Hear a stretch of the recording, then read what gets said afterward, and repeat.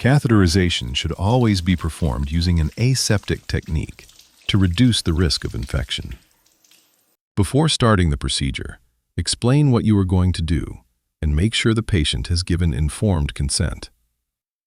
The catheterization process is divided into 3 main steps. First, preparation.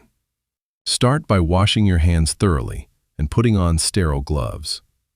Good personal hygiene is essential to prevent contamination and infection. Expose the urethral opening. In men, gently retract the foreskin. In women, gently separate the labia. Clean the area properly so the urethral opening is clearly visible. Next, apply anesthetic catheter gel into the urethra.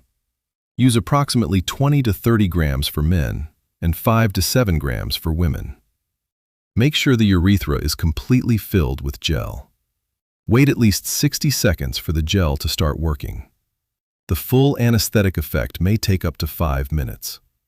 Follow the catheter manufacturer's instructions carefully.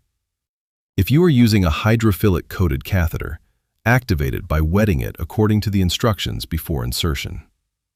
Second, catheterization. Using sterile gloves, gently insert the catheter into the urethra. You may use sterile tweezers or hold the catheter through its sterile packaging to avoid contamination. Advance the catheter slowly and carefully. If you feel resistance, stop.